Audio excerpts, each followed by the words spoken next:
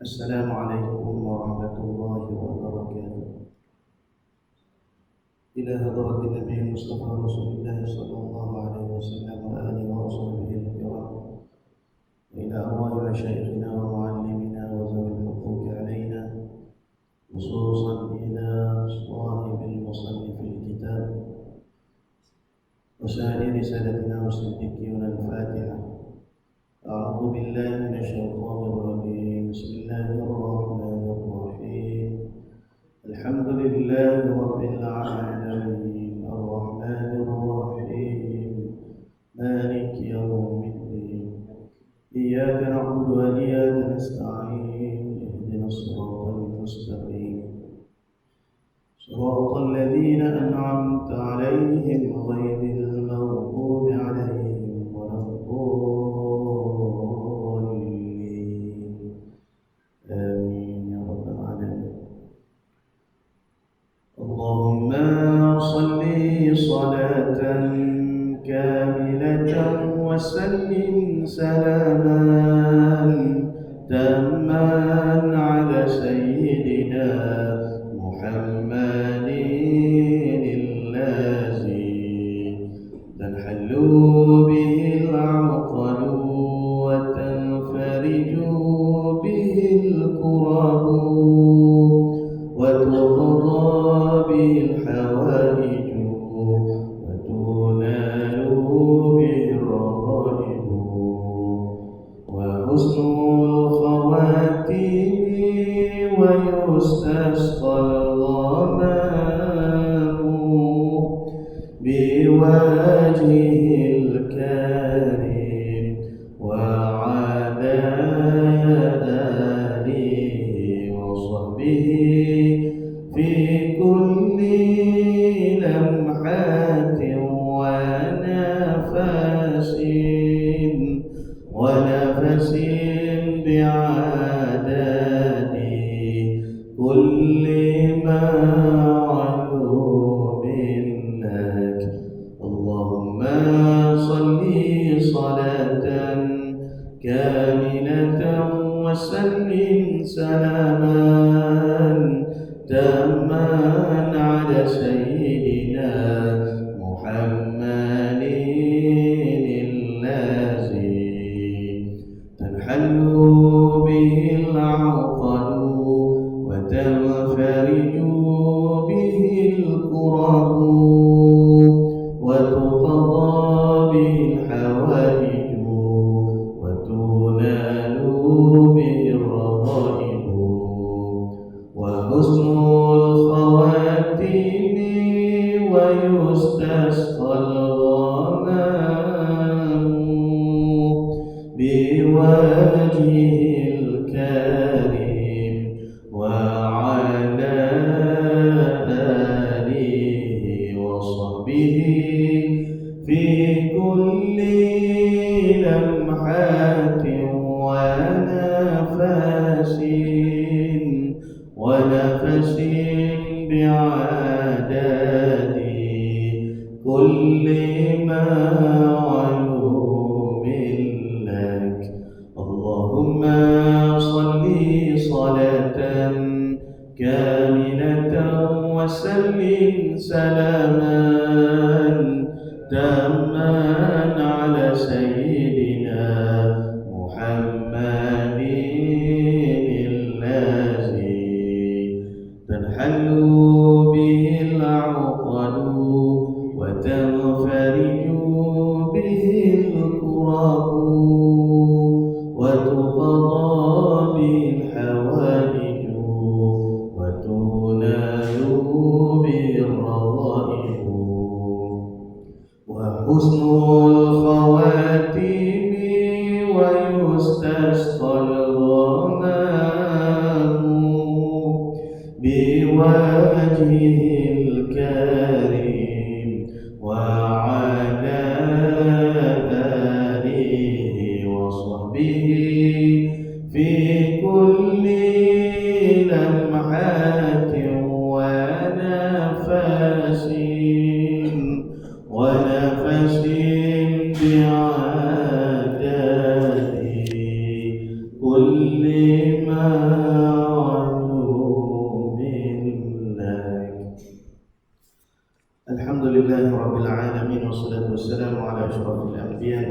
المرسلين وعلى آله وصحبه أجمعين. سبحانك لا علم لنا إلا ما علمتنا إنك أنت العليم الحكيم ولا حول ولا قوة إلا بالله العلي العظيم. رب اشرح لي صدري ويسر لي أمري واحلل عقدة من لساني يفقهوا قولي وسدد لساني واهد قلبي بحق سيدنا وجدنا رسول الله صلى الله عليه وسلم. يا أيها الذين آمنوا اصبروا وصابروا ورابطوا واتقوا الله لعلكم تفلحون. اللهم أرنا الحق حقا وارزقنا اتباعه. Ya Allah, ya Tuhan kami, tunjukkanlah kepada kami yang benar itu sebenar-benarnya, dan jadikanlah kami di kalangan orang yang mengikuti akan kebenaran. Wa arinal batila batilan warzuqna ijtinabah. Ya Allah, tunjukkanlah kepada kami yang batil, yang sesat itu sebenar-benarnya sesat, dan jauhkanlah kami daripada mengikuti akan kebatilan dan kesesatan. Rabbana ftah bainana wa baina qaumina bil haqqi wa anta khairul fatihin. Ilahi anta maqsudi wa ridhaka maqlubi, a'tini mahabbataka wa ma'rifataka ya Allah. Nawaitul i'tikaf fi hadzal masjid sunnatan lillahi ta'ala. Nawaitu ta'alluma wa ta'lima wa tazakkura wa tazkira wa naf'a wal intifa' wal ifadata wal istifadah والحث على التمسك بكتاب الله وسنة رسول الله والدعاء إلى الهدى والدلالة على الخير ابتغاء وجه الله ومرضاته وثوابه وقربه سبحانه وتعالى. Para hadirin sidang jemaah muslimin muslimat yang dari kakak yang dirahmati lagi diberkati oleh Allah Ta'ala sekalian.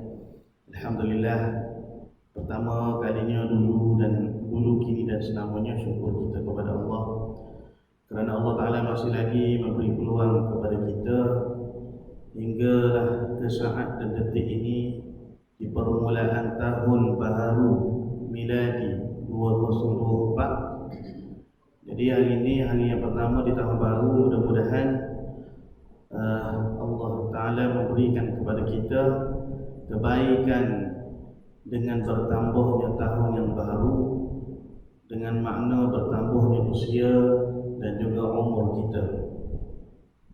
Dan mudah-mudahan juga Allah Ta'ala mengampunkan segala dosa-dosa kita yang lalu, dan Allah Ta'ala berikan kebaikan juga kepada saudara-saudara kita yang mana mereka sedang diuji oleh Allah sekarang ini dengan kesusahan, dengan musibah, banjir dan sebagainya. Mudah-mudahan Allah Ta'ala memberi keteguhan jiwa kepada mereka untuk menerima ujian dan musibah ini. Allahumma amin. Jadi kita sambung perbahasan dalam kitab kita tentang masalah muwafiq dan juga masbuq, karangan oleh Al-Ustaz Hasan bin Ahmad hafizahullah ta'ala. قال المؤلف رحمه الله تعالى ونفعنا بعلومه في دارين آمين يا رب العالمين. Berkata pengarang kitab kita, masalah khilafun. Jadi kita masuk tentang permasalahan ataupun hukum-hukum yang menjadi perbezaan pandangan ataupun menjadi khilaf di antara ulama mutaakhirin, sama ada menentukan makmum itu dikatakan makmum yang muwafiq ataupun makmum yang masbuq. Makmum ni makmum yang muwafiq, tetapi dipakai hukum ke atas dia tu hukum makmum yang masbuq, ataupun tetap dipakai dengan masalah hukum makmum yang muwafiq. Jadi sesalah kita bicara tentang 8 masalah yang berkaitan dengan makmum yang muwafiq. Jadi apa makna makmum muwafiq? Kita ingat balik, iaitu makmum yang sempat qiyam dengan imam pada masanya teluh untuk baca bacaan Fatihah. Pada bacaan Fatihah orang yang pertengahan. Lebih kurang kita kata 35 saat hingga 40 saat, itulah 30 saat lebih-lebih. nak masuk ke 40 saat. Jadi makmum hak qiyam dia tu selama qadar masa tu dengan imam, maka makmum ni orang panggil makmum yang muwafiq. Adapun kurang daripada qadar masa tersebut, makmum ni kita panggil makmum yang masbuk. Lepas tu macam mana pula hukum makmum yang muwafiq? Hukum bagi makmum yang muwafiq, wajib dia kena sempurnakan bacaan suratul Fatihah dan dibenarkan bagi dia ketinggalan 3 rukun yang panjang. Apa itu 3 rukun yang panjang? Rukuk, sujud yang pertama dan sujud yang kedua. Jadi sebelum daripada imam berpindah untuk melakukan rukun yang keempat, sama ada imam itu qiyam untuk rakaat yang seterusnya ataupun imam itu berpindah untuk duduk tahiyat akhir, maka makmum tadi itu mesti kena sempurnakan Fatihah dia dan mesti kena rukuk. Sebab apa? Sebab sudah lebih daripada ketinggalan 3 rukun yang panjang. Kalau dia tak segera, maka hukum dia batal sembahyang makmum tersebut, ataupun dia boleh buat 2 pilihan. Macam kita sebut dululah, dia niat mufaraqah ataupun dia terus kepada pergerakan imam dan dia meninggalkan segala rukun-rukun yang perlu dia habiskan, daripada rukuknya, daripada i'tidalnya, daripada sujud yang pertamanya, daripada sujud yang keduanya, daripada duduk antara 2 sujudnya, sujud yang keduanya. Jadi dia terus pindah, lompat, kita kata loncat mengikut perbuatan imam, dan rakaat makmum tersebut dikira rakaat yang lama. Dan setelah mana imam memberi salam, dia dikehendaki menambah 1 rakaat lagi. Itu masalah makmum yang muwafiq dan cara penyelesaian dia. Kemudian kita tengok masalah yang seterusnya yang menjadi khilaf di antara ulama. Makmum ni makmum yang muwafiq, tapi dipakai ke atas dia tu 2 hukum.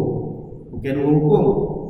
Satu ulama kata dipakai hukum makmum yang muwafiq ke atas diri dia, mana dibenarkan ketinggalan 3 rukun yang panjang dan mesti menghabiskan Fatihah dengan sempurna. Setengah ulama yang lain pula, iaitu di antara Imam Ibn Hajar Al-Haythami dengan Syekh Ramli. Syekh Ramli, makmum ni dikira makmum yang muwafiq, tapi mengguna pakai hukum bagi makmum yang masbuk. Lagu mana hukum makmum yang masbuk? Dia tak wajib sempurna ke bacaan Fatihah dia, dan wajib dia kena tunggu imam di dalam rukuk. Sekiranya dia sempat rukuk bersama dengan imam qadar masa thama'ninah, maka dia layak, dia berhak untuk mendapat rakaat tersebut. Itu hukum bagi makmum yang masbuk. Masalah khilaf antara ulama mutaakhirin dalam menetapkan hukum terhadap orang muwafiq adalah seperti berikut. Masih lagi dalam pembicaraan bagi makmum yang masbuk dan makmum yang muwafiq. Pertama, seorang muwafiq, muwafiq ni fahamlah, kita sebut tadi tu. Seorang muwafiq, yakni seorang makmum yang muwafiq sembahyang jemaah bersama dengan imamnya, tiba-tiba ia tertidur di tasyahud awal dengan tetap papan punggungnya di tempat duduk. Baik. Jadi masalah bagi mereka yang tertidur di dalam sembahyang kan, adakah sembahyang dia tu batal ataupun tidak batal? Maka ulama sebut gini, sekiranya seseorang itu tidur, dia ada 2 keadaan. Pertama, dia panggil terlalu mengantuk. Terlalu mengantuk, tersenggup, terlalu mengantuk. Mengantuk berdoa. Yang kedua, dia terlena. Terlena dengan makna tertidur lah, kan? Jadi ulama sebutlah takrif tidur ni lagu mana. Takrif tidur ni sekira-kiranya kalau kita kata dia sedang berdiri, dia pun bersandar di suatu tiang dan sebagainya, kita alih tiang tu, maka terjatuh dia, tersungkur dia. Ni makna orang ni benar-benar tidur, kan? Baik. Kita tengok apa yang disebutkan oleh para ulama. Sekiranya seseorang itu tidur dalam keadaan duduk, iaitu dalam keadaan tetap pakai punggung, macam tu orang duduk selo, mana? Ataupun orang duduk iftirash, maknanya pakai punggung kita tu tetap. Kenapa ulama sebut tetap? Tidak membatalkan wudu, kerana angin yang keluar daripada tubuh kita tu dia tak boleh nak tubik lah, soalnya gitulah, kan? Maknanya bila kita tetap pakai punggung tu, maknanya wudu kita tu tak batal. Sebab apa? Sebab tidak keluar kentut ataupun sesuatu daripada tubuh kita. Sebab di antara perkara yang membatalkan wudu apa? Keluar sesuatu dari dua jalan, kan? Kalau masuk tak batal, keluar baru batal, kan? Jadi kalau keluar, tak kira lah keluar angin ke, keluar tahi ke, kan? Keluar air kencing ke, keluar air mazi ke, keluar air mani ke, maka semua tu membatalkan wudu. Sebab apa? Sebab di antara perkara yang membatalkan wudu apabila keluar sesuatu daripada dua jalan, daripada kemaluan hadapan dan juga kemaluan belakang, daripada ubul dan tubuh. Baik. Sekiranya seseorang itu tidur dalam keadaan duduk, iaitu tetap pakai punggung, berada di atas lantai, maka solatnya tidak terbatal. Kerana apa? Kerana wudunya tidak terbatal. Dan sekiranya seseorang itu tidur dalam keadaan berdiri, sama ada sedang rokok ataupun keadaan sedang sujud. Sujud sama telah kan? Punggung tu duduk tungging molek, sedang molek, kan? Mana kata keberangkalian untuk angin keluar tu sangat besar, boleh terjadi, dan mudah untuk berlaku. Maka batallah sembahyangnya. Kerana apa? Kerana batal wudunya. Qaid di situ. Jadi sembahyang batal tu bukan sebab perbuatan tertidur tu, tapi sembahyang terbatal kerana wudunya telah terbatal. Kerana apa wudunya telah terbatal? Kerana dia tertidur dalam keadaan papan punggungnya tidak tetap. Jadi kalau kita sembahyang, contohnya biasa kalau sembahyang sembahyang tasbih. Sembahyang tasbih buat waktu qiyamul lail dulu, kan? Pukul 3 pagi, pukul 4 pagi. Makmum pula, kan? Orang yang uzur-uzur ataupun anak-anak muda kita kata. Tu imam pula baca kita kata, kan? Subhanallah walhamdulillah wa la ilaha illallah wallahu akbar wa la hawla panjang boleh baca tasbih. Adalah baca panjang satu hak, lepas tu baca anjur dulu. Jadi kita ni tak cakap tunggu lama ni, kan? Try sujud, try qiyam pun, kan? Nak boleh cukup 10, nak boleh cukup 15 tu. Tersenggup ni. Tersenggup juga dalam keadaan qiyam, ataupun kita kata terlena diketuk, batal sembahyang. Sebab apa batal? Sebab tertidur dalam keadaan papan punggung tu tidak tetap, kan? Waktu tersenggup tu kira tersedar terus. Kok pensel sujud tak sedar-sedar, kan? Kawan-kawan orang sama yang boleh bangun. Baru orang panggil terjaga, baru terbuka mata dia. Tu lagi baru kita kata, kan? Maka kalau terlena dalam keadaan kita tidak tetap pada punggung, maknanya terlena ketika qiyam, terlena ketika rokok, terlena ketika sujud, batal sembahyang kerana batal wudu.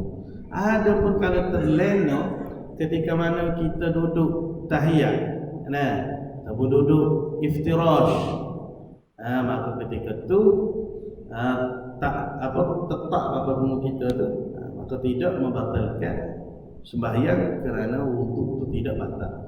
Menurut Al-Imam An-Nawawi rahimahullah, di dalam kitabnya iaitu Kitab Majmu', jika seseorang tidur di dalam solatnya pada ketika sedang duduk, iaitu punggungnya tetap di atas lantai, tidak batal solatnya tanpa khilaf, iaitu di kalangan ulama mazhab Syafi'i. Dan jika ia tidur bukan ketika duduk, yakni ketika berdiri, ketika rokok atau sujud, terdapat khilaf. Mengikut pandangan yang lemah, tidak batal solat dan wudunya. Dan namun mengikut pandangan yang menjadi pegangan mazhab Syafi'i, ataupun kita panggil qaul mu'tamad dalam mazhab kita, batal sembahyangnya juga batal wudunya. Sekiranya ada di antara kalian yang tidur dalam solatnya dan bercakap, yakni dengan percakapan yang bukan solat, maka batallah sembahyangnya. Berkata Al-Imam Al-Waliji dalam fatwanya, orang yang menunaikan solat jika ia tertidur dan bercakap ketika ia sedang tidur itu, batallah sembahyangnya. Apa perbezaan di antara mengantuk, yakni terlelap, dengan tidur? Berikut merupakan penjelasan daripada ulama. Sewaktu kita tidur, akal dan minda perlukan rehat. Ini bermakna tenaga deria atau akal memerlukan masa untuk menjana tenaga. Jadi apabila rasa mengantuk itu datang, kita perlukan tidur yang cukup agar rutin harian kita berjalan dengan lancar. Berkata Al-Qadhi Husain dan Al-Imam Al-Mutawalli, antara tanda-tanda tidur ialah hati kita tidak sedar dan sendi-sendi badan akan lemah lelah. Jelaslah di sini bahawa tidur dengan terlelap adalah dua perkara yang berbeza. Solatlah dengan penuh khusyuk untuk mendapat keberkatan sembahyang ketika berhadapan dengan Allah dan dapatkan tidur yang cukupnya sebelum menunaikan tanggungjawab. Dalam satu hadis yang diriwayatkan oleh Anas bin Malik, Nabi SAW menyebutkan, "Iza na'asa ahadukum fi salati falyanam hatta ya'lam ma yaqra'u." Jika salah seorang daripada kalian mengantuk, yakni terlampau mengantuk, kita kata, ketika hendak menunaikan sembahyang, maka hendaklah dia tidur hingga dia mengetahui apa yang dibaca. Sahih Bukhari. Jadi tidur di sini dengan makna waktu yang masih panjang lah, kita kata, misalnya waktu zuhur panjang kan, nak boleh sampai waktu asar tu, jadi mungkin mengantuk pelajar letih sangat, bolehlah lena seketika. Jangan lena sampai tak manggung terus, kabar-kabar masuk waktu asar, maknanya rehat untuk hilangkan mengantuk yang bersangat tu. Macam orang driver kereta lah. Bila mari mengantuk sangat, jangan duduk terik, jangan duduk teruk juga bawah tu, mana berhenti seketika. Hilang mengantuk tu, lepas tu sambung driver. Begitu juga orang sembahyang, kan? Kalau mengantuk sangat sehingga tak khabar baca berapa, tak tahu sebut lagu mana. Begitu juga orang yang mengaji Quran. Mengaji Quran ni, kalau keadaan kita terlampau mengantuk sehingga tertukar baris, tersalah perkataan, maka hukum dia tu boleh jatuh kepada haram. Sebab apa? Sebab menyebabkan kesilapan, tersalah perkataan, tersalah ayat dan sebagainya. Jadi syarat aja mana rehat sekejap, wile lali tu keren. Lepas tu bila dah segar, bila dah tak mengantuk tu, bacalah Quran. Begitu juga sembahyang yang masih ada keluasan waktu bagi dia. Kalau sembahyang tu nak habis lolor ataupun waktu yang singkat, macam kita kata maghrib, subuh, tu tidak ada uzur lah, tahanlah sekejap, maknanya lawai lah sekejap. Baik. Jadi itu masalah orang yang tertidur dalam sembahyang lah. Kita faham dah tak di situ. Baik. Kembali kepada masalah kita. Seorang makmum yang muafiq, dia sembahyang jemaah bersama dengan imam. Tiba-tiba ia tertidur di tasyahud awal. Jadi tertidur dalam tasyahud awal batal tak sembahyang? Tak batal. Sebab apa tak batal? Sebab dia tak batal wudu. Kenapa tak batal wudu? Kerana dia duduk dalam keadaan tetap papan punggungnya. Gitu. Dengan tetap papan punggungnya di tempat duduk, jadi tertidur dia ni. Imam tengah tasyahud awal, dia baca juga mengatur lanjut macam kita kata tadi lah. Apa jenera dalam tahiyat. Munculnya jenera. Kalau innalillah, mati dalam keadaan iman lah. Ada orang yang meninggal dalam keadaan sujud, sujud. Kabar-kabar tak ada. Allah ambil dalam keadaan dia tengah sembahyang, mati dalam keadaan yang mulia. Kita nak mati dalam keadaan gitu. Alamat kata mati husnul khatimah itu. Husnul khatimah, mudah-mudahan lah sangka baik kita gitulah. Mana sedang bermunajat, beribadat pada Tuhan, Tuhan tarik nyawa kita. Allah indahnya mati dalam keadaan gitu deh. Bukan kata duduk dalam keadaan maksiat, bukan kata duduk dalam keadaan melakukan perkara yang Tuhan murka, meninggal, na'udzubillah min zalik. Jadi dia duduk tasyahud awal, jenera dia. Bila jenera, dia terus tidur sehingga semasa imamnya turun rukuk, sehinggalah imam tu qiyam ke rakaat yang ketiga. Dia duduk jenera situ lah. Bila begitu imam pun rukuk. Imam rakaat yang seterusnya dah rakaat ketiga rukuk. Baru dia tu sedar, baru dia khabar. Atau berada di akhir qiyam, ataupun imam tak ada rukuk lagi, nak rukuk lolor. Barulah ia terjaga dari tidurnya. Barulah dia khabar, Allah, tu imam bangun dah. Jenera kat ni dalam hati dia. Bila begitu, hukumnya khilaf di antara Syekh Ibnu Hajar, yakni Ibnu Hajar Al-Haytami dan Syekh Ramli. Jadi kita boleh pakai mana-mana pandangan lah. Hak mudah dan kita kata hak kita ingat untuk kita amalkan. Pendapat Syekh Ramli, kata Syekh Ramli ni, kedua-dua ni ulama yang besar dalam mazhab Syafi'i kita. Ibnu Hajar Al-Haytami dan juga Syekh Ramli. Murid daripada murid di dalam mazhab kita lah. Ulama mazhab Syafi'i. Dalam mazhab kita ni dia ramai ulama-ulama kita dah. Pendapat Syekh Ramli bahawa makmum itu masuk dalam bab orang muwafiq juga. Jadi makmum jenera dalam tasyahud awal ni, bila dia tersedar ketika mana imam dah hampir kepada rukuk pada rakaat yang ketiga, ataupun imam dah rukuk dah pada rakaat yang ketiga, maka dia diguna pakai hukum makmum yang muwafiq. Lagu mana hukum makmum yang muwafiq? Hukum makmum yang muwafiq ini dimaafkan ketinggalan 3 rukun yang panjang daripada imam. Maknanya wajib dia kena bangun, dia kena sempurnakan Fatihah dia. Dia tak boleh tinggal lah Fatihah dia. Baca Fatihah habis selama mana imam tu tidak bangkit daripada rukun yang ketiga. Rukun yang ketiga ni rukun yang panjang, bukan rukun yang pendek. Kita sebut sama tu. Rukun yang panjang tu rukuk, sujud yang pertama dan sujud yang kedua. Maka dia kena sempurnakan Fatihah dia. Ketika dia qiyam tu, imam dah rukuk, dia baca Fatihah. Imam i'tidal, dia baca Fatihah. Imam sujud yang pertama, dia sempurnakan Fatihah. Imam duduk antara 2 sujud, dia boleh baca Fatihah lagi. Imam sujud yang kedua, dia boleh baca Fatihah lagi.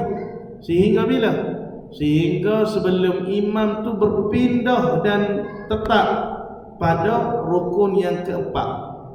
Mana rukun yang keempat? Sama ada imam tu qiyam ke rakaat yang seterusnya, ataupun imam tu duduk tetap untuk baca tasyahud akhir. Jadi dia boleh sempurnakan Fatihah dia. Kena sempurnakan Fatihah dia habis sebelum daripada imam melakukan rukun yang keempat selepas daripada rukun panjang yang ketiga. Baik, tu kata Imam Ramli, Syekh Ramli. Tetapi Syekh Ibnu Hajar Al-Haytami berpendapat bahawa makmum itu sudah termasuk dalam bab orang masbuk.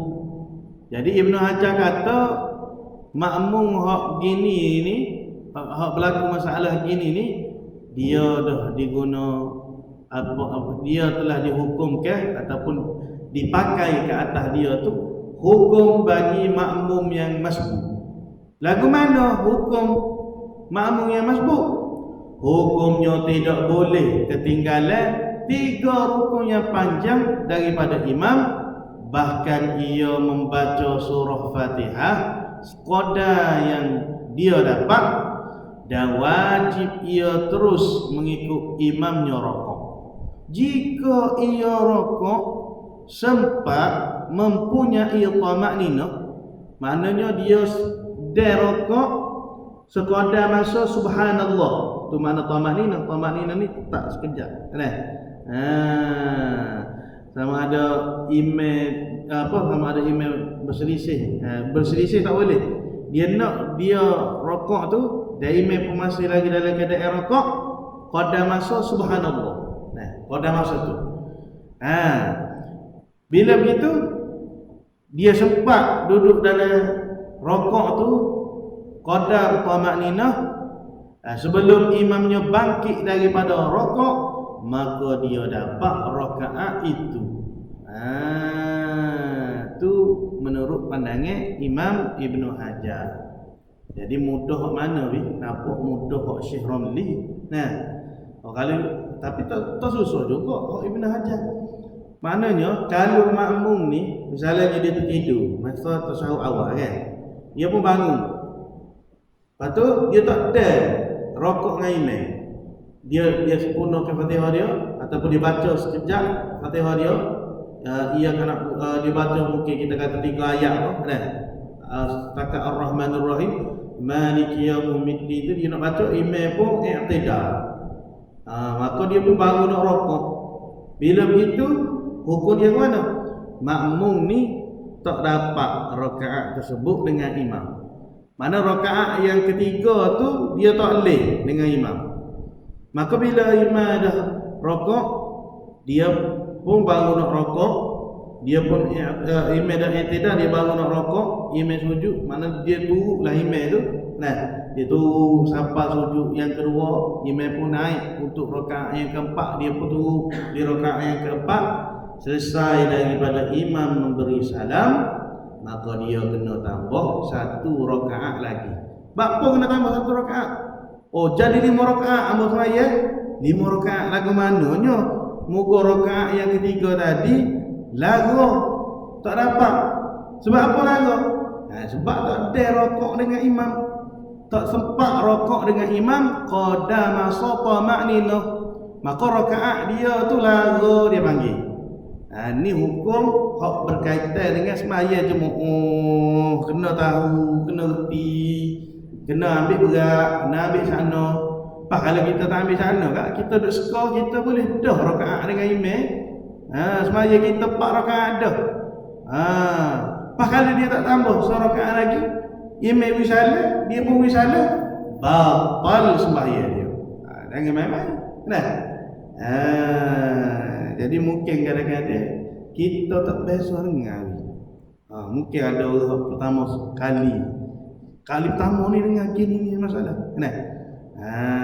Jadi itulah maknanya hukum-hukum yang berkaitan dengan sembahyang jemaah. Wajib kita kena tahu. Wajib kita kena. Dia sama macam keadaan kita kata orang yang mari lewat. Lagi akan datang dia ada cara juga. Orang mari lewat, tu imam baca surah Al-Ikhlas, walam yakul lahu kufuwan ahad. Dia nyo kaca baca juga Fatihah. Mana? Baca hamba tu imam. Bismillahirrahmanirrahim. Alhamdulillahirabbil alamin arrahmanir rahim maliki yaumiddin. Tu imam rokok, dia duduk sibuk baca Fatihah lagi. Sedangkan dia ni dipanggil makmum yang apa? Makmum yang masbuk. Jadi bila makmum yang masbuk, tak sedar duduk cara Fatihah dia tu. Rokok sekali dengan imam, biar ada rakaat dengan imam, biar ambil rakaat dengan imam. Muka tak ngaji, nak juga beramal. tu bahaya dia tu kan. Sebab apa? Sebab dibimbangi ibadat kita tu tidak sah. Jadi duk kacau juga baca Fatihah, imam rokok, dia putus rokok, imam i'tidal, dia baru sudah baca Fatihah, baru nak rokok. Lepas tu kak dia kira dia dah Fatihah. Dia dah rakaat dengan imam. Kan? Padahal dia dah ke tak dah dengan imam tu. Tak sempat dia tak dapat rakaat dengan imam. Walaupun dia kata dia rokok, walaupun dia kata dia i'tidal, dia sujud, dia baca Fatihah, dia duduk antara dua sujud, dia melakukan segala rukun-rukun pada rakaat tersebut. Bila imam bangkit rakaat kedua, baru dia dapat rakaat dengan imam. Baru satu dia dengan imam. Jadi hal ni memang banyak kali kita berhati lah kan. Kita berhati bila kita mari sembahyang Jumaat tu ada berlaku gitu. Jadi bila imam wisalah, dia pun wisalah tak. Lagu mana wisalah tak cukup tu rakaat. Sebab apa? Sebab dia tak dapat rakaat tu dengan imam. Rakaat sebab dia tak rokok tadi. Dia mari lewat, dia masuk, dia nak pergi kaca juga baca Fatihah. Bila imam rokok, dia tak rokok. Bila imam i'tidal, baru dia nak rokok, maka rakaat tersebut dikira sebagai rakaat yang lalu bagi dia. Sama macam masalah hak makmum tertidur ketika tasyahud awal tadi menurut pandangan Imam Ibnu Hajar Al-Haytami. Kalau kita nak pakai hukum masbuk atas makmum tersebutlah. Kalau kita nak guna pendapat Imam Ramli kata, boleh guna sama macam makmum yang muafiq. Lagu mana makmum yang muafiq? Dibenarkan kepada dia ketinggalan 3 rukun yang panjang dan wajib dia kena menyempurnakan bacaan surah Fatihah dia. Jadi mana-mana boleh kita pilih hak mudah untuk kita ingat, hak mudah untuk kita amal kan. Itu khilaf di kalangan ulama dan kedua-duanya adalah khilaf yang orang panggil yang muktabar, yang boleh kita amal. Baik, selesai satu masalah. Masalah yang kedua pula masih lagi masalah makmum muafiq yang menjadi khilaf di kalangan ulama mutaakhirin dalam menentukan hukum bagi makmum tersebut. Seorang makmum muafiq sembahyang berjemaah bersama imamnya. Bila imamnya bertakbir untuk qiyam, disangkanya takbir itu untuk duduk tasyahud awal. Dia pun duduk tasyahud awal. Kemudian dia mendengar pula imam bertakbir untuk rokok. Disangkanya takbir itu untuk berdiri daripada tasyahud awal. Ini masalah lagu mana? Misalnya kita kata masjid kita ni ramai kan. Makmum lipoh pakai luar ataupun di tirai di sebelah dinding sana tu. Dia tak nampak pergerakan imam. Hanya dia dengar kan. Tu imamnya itu tak teringat baca tasyahud awal, pergi bangun terus lepas rakaat kedua tu. Lepas sujud yang kedua tu nak masuk rakaat ketiga, tu imam tinggal baca tasyahud awal.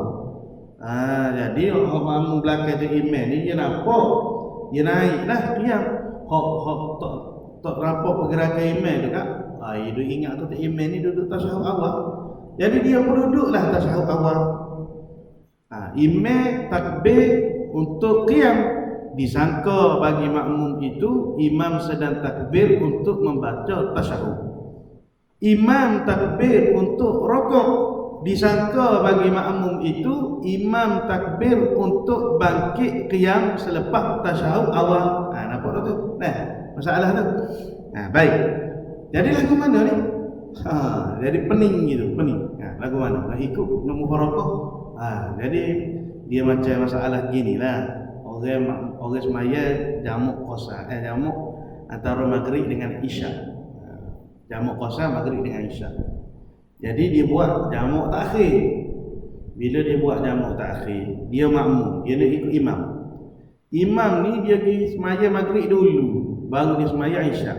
Boleh sahaja sebab jamak takhir ni nak buat isyak dulu pun boleh, nak buat maghrib dulu pun boleh. Jadi dia duk ngamuk kok isyak dululah. Imam tak royak. Nah. Imam tak royak, imam pergi buat maghrib dulu. Nana dia kata, aku semaya isyak 2 rakaat tadi. Imam pergi naik rakaat 3. Pening dia. Lagu mana nak ikut kau, nak pergi salat. Nak ikut kau, nak pergi salat. Jadi bila keadaan begitu, dia kena mufaraqah lah. Niat mufaraqah, patut dia pun salat lah. Tak ada masalah. Tetap sah. Nah, sama juga keadaan makmum hak niat nak qasar. Dia nak qasar. Nah, tiba-tiba dia sangka imam tu semaya qasar juga. Imam pun pergi naik. Boleh juga dia niat mufaraqah. Tapi tak sah kalau dia memang tahu daripada awal. Orang yang semaya qasar, semaya apa boleh qasar? Zuhur, Asar, Isyak. 4 nak jadi 2. Kan?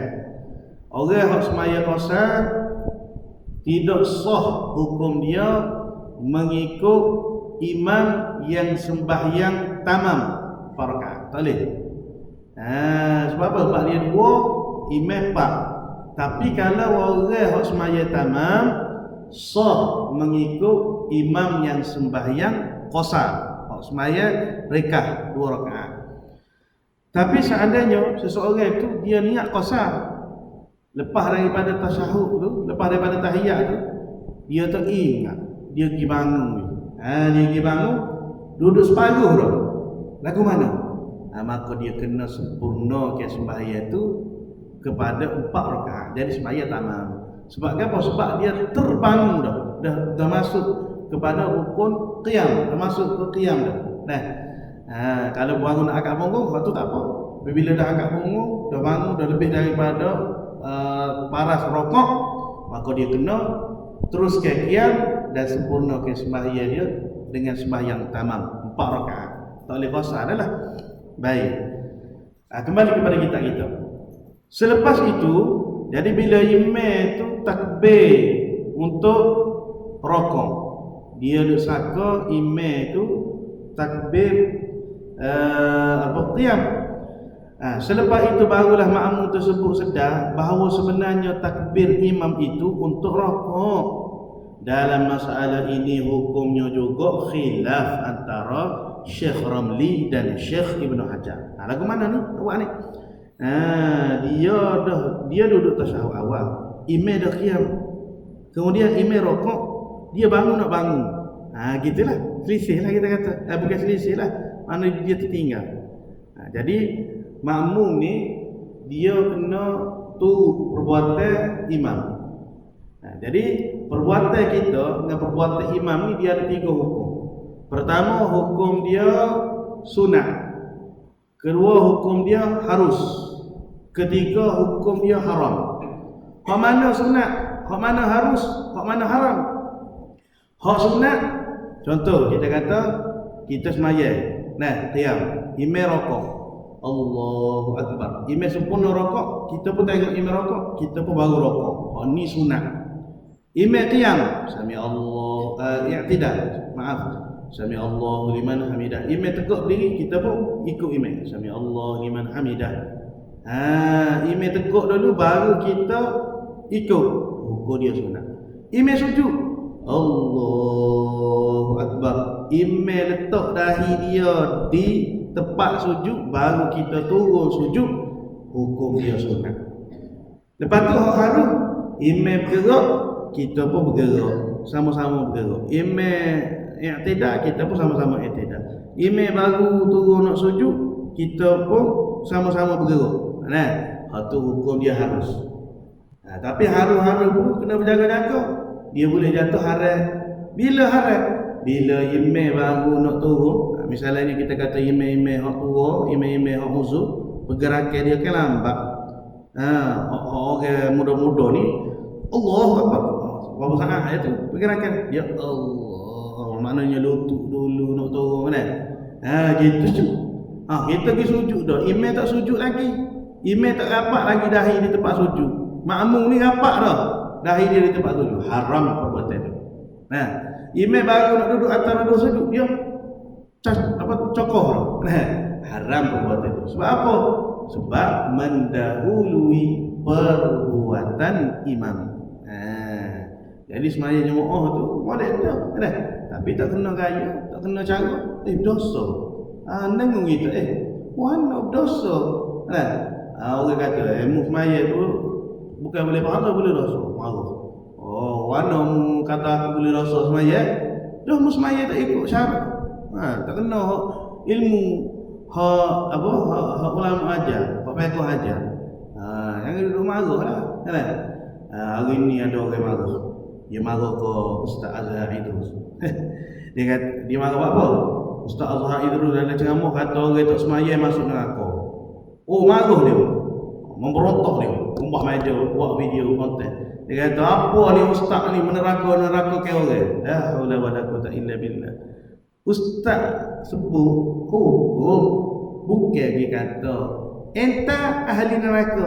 Entah ada dalam senarai penghuni neraka. Tu memang tak boleh. Jadi kita nak cerita pasal hukum, ya betul, Nabi pun sebut gitu. Barang siapa yang meninggalkan sembahyang, kan? Seolah-olahnya dia telah meruntuhkan agama dia sendiri. As-salatu imanuddin, man aqamaha faqad aqamaddin, wa man tarakaha faqad hadamaddin. Sembahyang itu adalah tiang agama. Barang siapa yang mendirikannya, dia telah mendirikan agama. Dan barang siapa yang meninggalkannya, dia telah merobohkan agama dia sendiri. Apa makna merobohkan agama dia? Dia telah menghancurkan agama dia. Baik. Jadi, jangan marah lah, tak kena lah. Kita nak marah pada orang yang nak menceritakan hukum. Kita tengok, kata Syekh Romli bahawa makmum itu masuk dalam bab orang muafiq dan hukumnya dimaafkan ketinggalan 3 rukun daripada imam. Jadi kata Syekh Romli, jadi Syekh Romli ni muafiq semata lah, kita kata tadi pun muafiq juga. Jadi bila diguna pakai hukum muafiq, walaupun imam itu dah rokok, makmum tadi tu baru qiyam, makmum tadi hendaklah menyempurnakan bacaan Fatihah dia dan dibenarkan bagi dia ketinggalan 3 rukun yang panjang. Jadi imam rokoklah. Dia makmum sempurnakan bacaan Fatihah dia. Imam i'tidah dia pun baca Fatihah dia. Imam sujud yang pertama dia pun sempurnakan Fatihah dia. Imam duduk antara 2 sujud dia pun sempurnakan Fatihah dia. Imam sujud yang kedua, derah-derah sikit weh. Derah-derah sikit weh. Ada imam bangun daripada sujud yang kedua, bangun dengan makna duduk tepat dah. Maka ketika tu dia kena buat 2 tindakan yang cepat, sama ada mufaraqah ataupun kena terus mengikut imam. Kalau tidak, batal sembahyangnya. Itu kata Imam Ramli, Syekh Ramli. Manakala Syekh Ibnu Hajar bahawa makmum itu sudah termasuk dalam bab orang masbuk dan hukumnya tidak boleh lagi ketinggalan 3 rukun daripada imamnya. Bahkan ia membaca Fatihah sekadar yang dapat dan wajib ia mengikut imamnya rokok. Jika makmum itu sempat rokok dengan imamnya sekadar ada tamakninah sebelum imamnya bangkit daripada rokok, maka dia mendapat rakaat itu. Sama macam tadi lah. Sama macam orang yang tertidur dalam tasyahud awal tadi. Jadi dia bangun, imam dah rokok, dia baca lah sekadar mungkin 1 ayat, Bismillahirrahmanirrahim, Alhamdulillahirabbil alamin. Lepas tu rokok tu. Bila rokok tu, kalau sempat rokok dengan imam tu pada masa tamakninah, dia dapat rakaat tersebut. Kemudian kata pengarang kitab kita, ketika seorang muafiq sedang berjemaah dengan imamnya bersama-sama membaca tasyahud awal. Wallahu taala alam wa ilmuhu atam. Jadi setakat inilah untuk malam ini. Mudah-mudahan Allah Taala memberikan kefahaman kepada kita untuk memahami segala hukum hakam yang berkaitan dengan agamanya. Yu'til hikmata man yasha wa man yu'tal hikmah